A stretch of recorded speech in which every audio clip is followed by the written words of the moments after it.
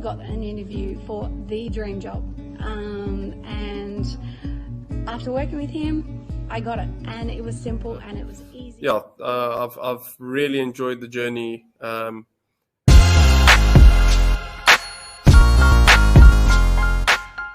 Oh, has it helped? Yes, it absolutely has.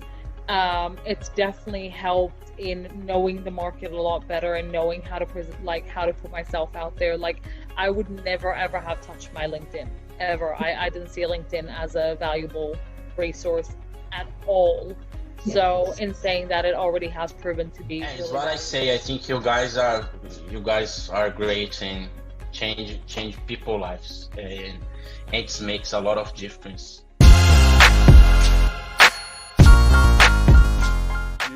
You deliver at a very high level.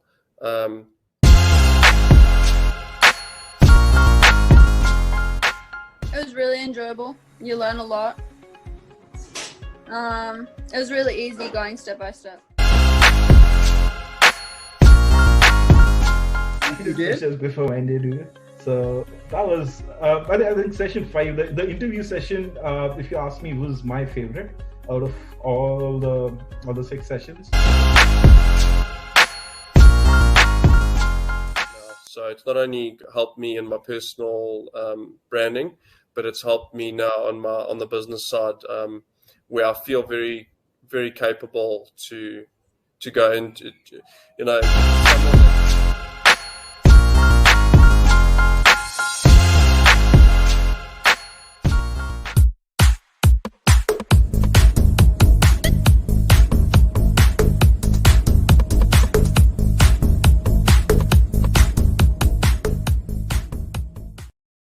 Hey, super legends, superheroes, and superstars. My name's Dre, and welcome to another episode of the Hot Hire Podcast. This is the #1 place if you're looking to move forward faster in your career. So today, boom, I've got a special guest. Absolutely love this guy. But before I get him out, if you guys are watching live, drop in your favorite emoji and let us know if you've got any questions.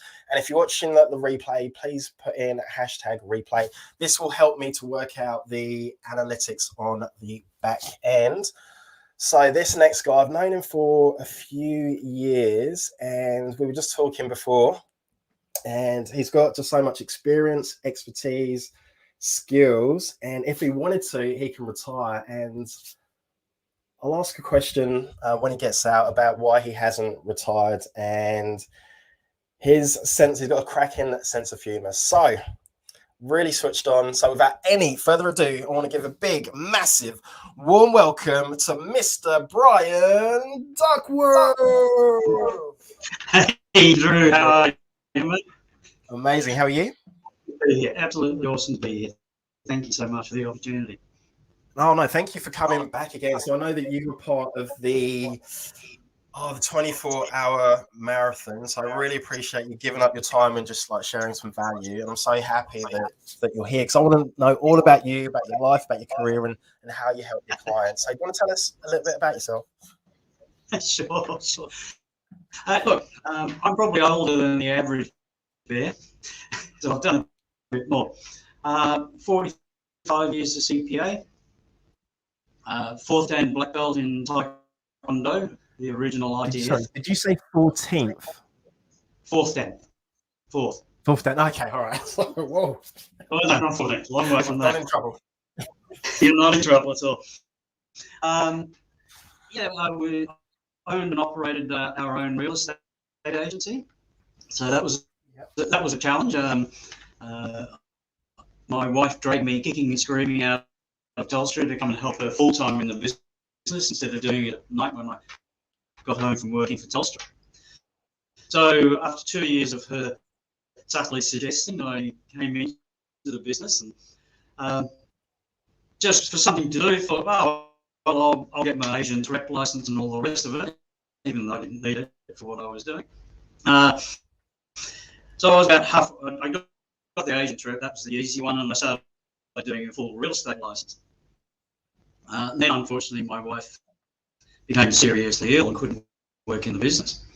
And I don't know if listeners familiar in real estate, can be a bit, how can I put it politely? Itchy and cutthroat is probably the word I would use without going into too much detail.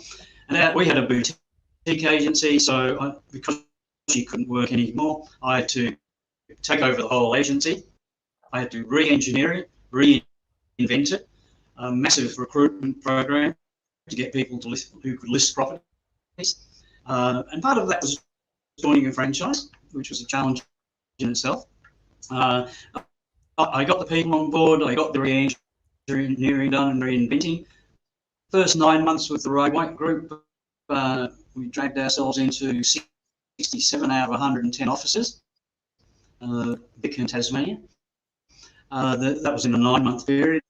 In the full 12 months, we got into the top 20, which, when you're considering you're up against some of the big boys in the eastern suburbs of Melbourne with the volume and commission rates they do, just the sheer price was, I think it was 2.5 times what we were selling for. I thought that was a pretty fair effort. Sold the business 2009, and a few mates said, "Oh, Brian, you ought to become a business coach. You know, when we're having coffee and ask questions, you give us really good ideas. You know, you're really with it, you know." And after first telling them bullshit, what are you talking about? One of the guys said, "You ought to be an action coach. They used to be in Geelong." Oh, okay. Yeah, whatever. So I ended up bringing an action coach. And as it happened, they were having a conference up on the Gold Coast in 2 weeks' time. And they said, Tuesday's our guest day when we have prospective franchisees, as it was then, to come and listen all of that. So we went up to that. First half of the day, you were listening to Q&A from, gosh, I reckon it must have been 1,000 coaches in the room. And they asked Brad Sugar a question, and he answered. You know, good old Q&A. And then the second half, we met other coaches who'd been in business for a while, and then had a small group briefing for us. And after that, I thought, hey, this is a good gig to do. This is good. I like this. So I came back from Geelong. It didn't work out with the action coach, so I did some other training with Andrew Netlick and Gary Hansen. Gary Hansen's probably one of the fathers of modern coaching, in my opinion. Anyone else is free to disagree. And hung up my shingle. So I got a number of clients, and it was good. I was helping them, they were moving forward, working well. Then foolishly, I went to see a real estate guy and said, "Look, I can help you all guys. You know, they've got no organisation, don't know what they're doing 90% of the time," which is okay. And he said, "Well, yeah, no, but what I would like you to do, would you consider doing our books for the company?" You know, at that stage they had 2 offices, and all right, I'll help you. You know, thinking, short term, get him out of the thing.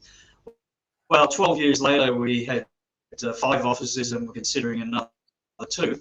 It was time for a contract bookkeeper to move out and let someone full time come in. So we finalised our relationship in by June last year. Very amicable. You know, I've been thinking this is what they really need to do for 2 years, but you know, what's that saying? All things come to he who waits. Maybe I waited too long. Anyway, got out of the bookkeeping business, got rid of another batch of clients. So bookkeeping, I've got 2 clients that I look out for. One's been with me nearly 8 years, and the other's a young guy starting off in real estate. I've helped him get his business up and running with all the appropriate legislation stuff. So, okay, well done me. So then I thought, well, right, I've always liked coaching, and let's do it. And so that's what I moved into. That's what I'm passionate about. I love helping small businesses. And it's funny, and I don't want to digress too much, because I know we're on a time clock. When I went to college in Warrnambool, which is a seaside town in Victoria, for those that aren't in touch with Victoria. One of the exercises we had to do as part of our finance qualification was to go out and help a couple of small businesses, effectively doing consulting on one of their issues that they wanted to solve. And at that time, I thought, gee, I like doing this consulting for small businesses. I get a lot out of it, and obviously the client does. Then, of course, I got dragged into mainstream accounting, CPA, and you go on this career path that happens. So really, I'm coming a bit of the full circle here, and I'm coming from accounting, real estate, and back to what I really wanted to do when I was 20 at uni, and that was help small businesses. So it's a bit of a long tail and tortuous journey, but we're here. Brian, thank you for sharing that. I've got so many questions. So accounting, CPA, bookkeeping it's a different world to real estate. Yeah, it is. But I think that's a bit of ego speaking, because you can do anything you put your mind to. Very true. Get the knowledge, get the experience if you want to. If you don't, you never will. So who said, if you think you can't, you won't, and if you think you can, you will. That's right. Was that Henry Ford? I think it was Henry Ford. Henry Ford, I think, yeah, so because in my head, what I'm thinking is like doing accounting, and then you've got to have a complete shift, like change, like the way that you do things to be able to. Were you doing absolutely everything in real estate? So you were like selling, running the business, and studying a rent roll. Yeah, that's huge. From going from accounting and doing like all that, so because I've worked in real estate and it's stressful, and I love the way that you've, in the space of 12 months, got up. Was it up into the top 20? Yeah, in the second first full year we were with them. First year was only 9 months long. Yeah. So what do you think were the key drivers for you to be able to do that? What were, some key things that made that happen? Getting the right people on board, and being prepared to support them in getting them started. These were a lot of them were experienced agents who'd been with other agencies. So you'd get them on board. We had an attractive commission structure, but we would give them a sign-on bonus. Now, that wasn't instant cash. They had to sell properties to get it, but we gave them bonus commission for those properties. And getting the right people. There's a lot of people in real estate that say, oh, I've been in real estate 25 years and et cetera, et cetera. The only trouble is it's the same year repeated 25 years. They haven't grown. Yeah. And that's the key. So the young Turks that are around today are always developing and honing their skills and practicing. We used to take our team out onto near where our office is. There's a big roundabout, heavy traffic area. We'd get on the centre grass area and we'd practice our options. And we'd have our signs around the, facing each street that came into the roundabout. And there'd be three of us that would be calling out the best. There'd be another one calling the option, and someone else heckling. Because you've got to have a heckling. No fun.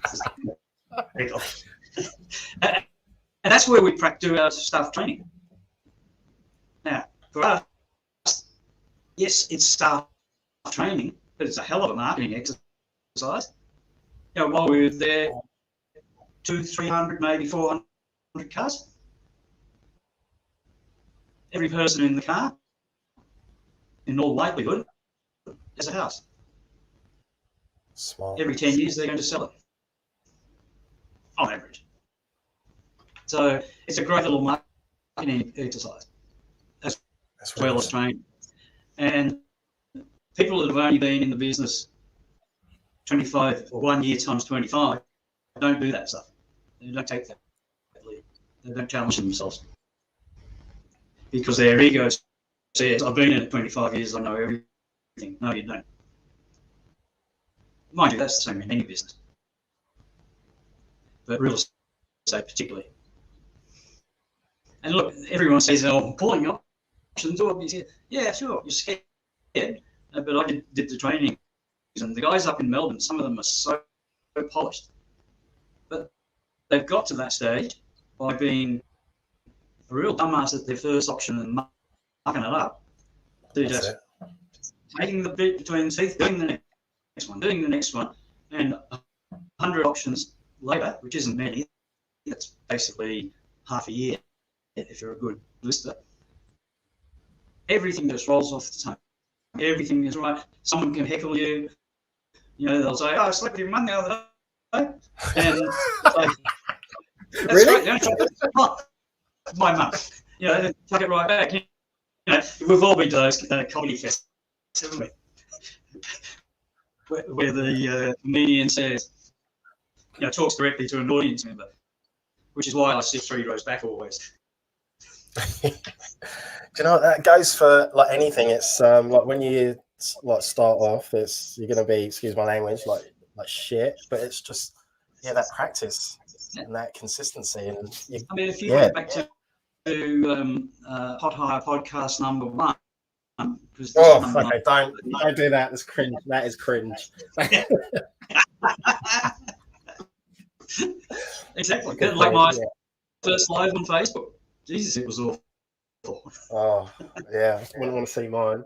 All right, so tell me about, because you coach tradies. So where does the trades bit come in? Okay. When I was first coaching, I dealt with a lot of tradespeople. So we had solar, we had plumbers, a whole range of different businesses, even a photographer. And I seem to get on well with tradies. God knows why, because I don't drink much beer. But look, they're really hard work. You know, anyone that gets up at 7, goes out on a building site with just boots, shorts, and a t-shirt, got my admiration. And you know, they're in a highly dangerous environment all the time. You know, power tools. You know, they're putting up a frame. The wood's wet, slippery, twice as heavy as it normally is. And the majority of them, and we mentioned it earlier, are really good tradies. They're moving into that entrepreneur space, but they don't know how to take that jump. They don't know how to market their business. They don't know how to manage people once they get a few without offending them. And they really need a good hand, because they're not Collins Street. But if you try and build a house by yourself without a tradie, you start. Yeah. So I like working with them. They're good to work with. Solar guy, when I started with him, this was some years ago, he had himself, the dog, and an unqualified sparky working for him, and refused to grow because of his love of doing a quality job. And it was all in his head, everything. And it took a couple of years to get it out of his head and get his mindset about managing people with checklists, processes, procedures, documentation. Now, when he started, I reckon his turnover would have been 300, 500. Okay. He's now got a business somewhere between 2.5 to 3 million, team of 14. He's JV partnered with 4 other guys who are now, I don't know whether you have it up in Queensland, but in Victoria we've had a massive legislation change for property management, and they have to be inspected every year, for gas leaks, carbon monoxide, all of that. So it's a big little business. Thank you, Mr. Government, because you get charged about $100 a shot. And they've gone into this business. So, because you need a plumber, you need a sparky, you need a HVAC person at times, and you obviously need someone that can hammer nails at some stage as well. So that type of business. So they've opened that new one, and it's going gangbusters. I love that. So do you help people? So say if someone came to you and they weren't a tradie, maybe they were like a small business, because you've helped small businesses in the past. Would you work with like anybody, or is it only a certain type of? Look, I can work with anyone. Obviously, I mean, it's the people that make the business, not the business making the people. Generally, I prefer to work with trades in construction and IT managed services. And the big thing I help them with, because this is the thing, I actually did a survey, and out of a survey of 50 businesses, their top 3 challenges always included people management, employees. So helping them with that. So they need to have 5, 10 employees for me, and I can help them that. And this employee problem consistently stops them from marketing their business, especially in IT managed services. Tradies aren't so bad at that, because everyone needs a tradie. You can't change a tap wash yourself unless you're fairly got skill. You can't even sort a straight line. So they're my ideal clients. IT managed services, tradies in construction, they've got, let's say, around 10 plus employees. Perfect. Yeah. Because at that stage they need some help. The business turnover, if you've got 10 employees, based on the averages I know, that's about a $1.5 million turnover business. So you need to be getting some good business starts in there. Brilliant. All right. And is it true that tradies get the ladies? That's what I've heard. So I don't know if it's true. I don't know. My middle blended son's a tradie, and he doesn't do so bad. Very nice young lady with him at the moment. Awesome. All right, Brian. So I'm just a bit conscious of time, so I just want to ask you a couple more questions. So how do people get hold of you for your book? Can you tell us about your book and also your program?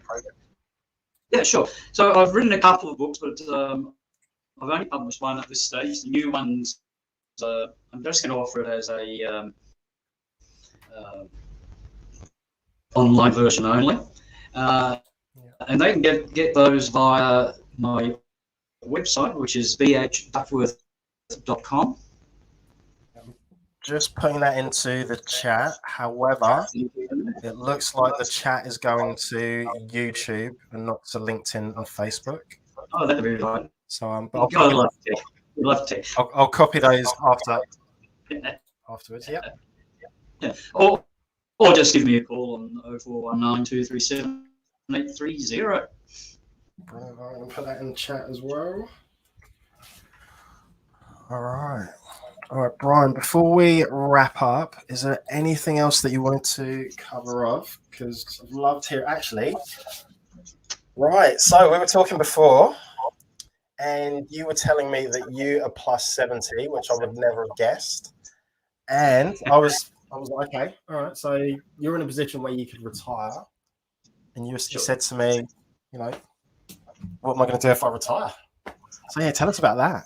Yeah, pretty much. Look, I don't play golf, I don't play bowls. I love doing my taekwondo, which is pretty active, to say the least. Training that to train and teach in 2 days a week. And I'm just looking for a site in Werribee here to see if I can get a Thursday classes down here in Werribee. And I enjoy it, so why should I retire? The other reason is I've got a hell of a lot of experience, I guess, over the years, working for big firms like Telstra. And look, working for Telstra was awesome. I was when I started with Telstra, it was in the mobiles division. Yeah. Telstra Mobile Net, as it was then. We had, here's the account in me, 461,710 mobile services on the analog network, and on digital, 32,798. Now, viewers, it's sad that I can remember that, isn't it? So sad. No judgment I here. was involved in some of the major campaigns. A bit of a side issue, we were in Victoria Street, Melbourne, and the exchange in Victoria Street of the building was Collingwood Exchange. Our campaign caused so much activity, and in those days it was a tortuous program. We actually broke the switchboard, the exchange in Collingwood, and our activations team had to be split in half. So half went across the road, which was the East Melbourne Exchange, so we wouldn't overload the circuits. So that's how successful the campaign was. Wow, that's crazy. And then in Telstra, I worked in mobiles, in the marketing area, in sales, distribution, channel partners. Channel partners was awesome. That was fun city. You had all these crazy John, Stratfield Car Radio, all that. Oh yes, Crazy Johns, yeah. I can tell you some stories, but not on a live stream. All right, so I've got two more questions for you. Which was Taekwondo, because that's a mental game and a physical game. Is that what keeps you young? Look, I think it does. I've been doing it for a wee while now. Okay, I started in 1971, so this is my 50th year of involvement with martial arts. I train every year of that because you get kids, you get family, you get other interests, but I still do it. As I say, last 10 years, 2 days a week. Amazing. Get a lot of enjoyment out of it, and I look at people who's similar age, and I see them walking across the street like that, and I'm sprinting. Okay, it's not who's the Olympic champion. What's the Olympic champion from? I forget his name. Anyway, I'm not him, so I'm not going to do a 9-second 100-meter dash. But I'm moving. I've got a hip replaced. When I spoke to the surgeon, I showed him a video. This is what you got to enable me to do. He says, "I think we got it pretty right. We did move it around a fair bit to make sure it worked." So, hey, life should be lived. Goodness gracious me. Live life. You're only going to get one of them. And that's my philosophy. I love it, Brian. I love it. All right, my very last question. So you know that I'm absolutely obsessed with dad jokes, and I know that you like a joke or two.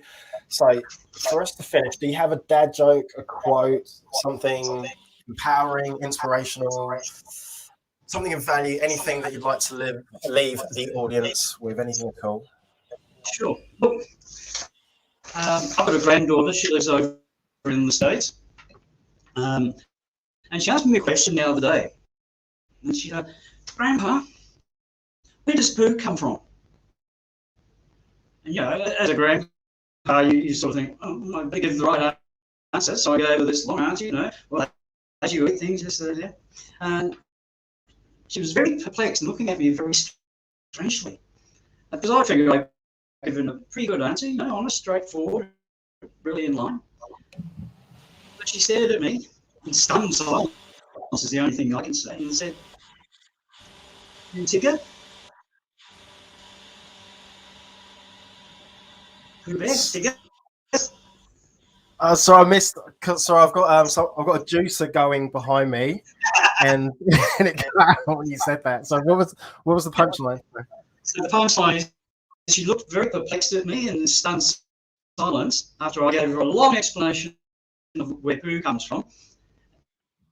And then she asked, "And Tigger?" Oh, yes, okay. So food, air, and Tigger, not Yeah. defecation and Tigger. Yeah. Love that, Brian. Love that. Oh. What I'd really like to have everyone pick up on is a Tony Robbins one. And it's the only impossible journey is the one you never begin. Brian, you are dropping some gold today. So I just want to say, thank you for coming back on, sharing your career story. And just keep impacting, keep staying. I can't believe you're a fourth Dan, like over 70, and like you're doing that. That is just really inspirational. So you're just an amazing guy. I love your sense of humor, and I love that you're really switched on. So like when I get to your age, I'd love to be like how you are as well. So I just want to say thank you for all the gold, the knowledge bombs, and just spitting some fire today. Boom. Boom shakalaka.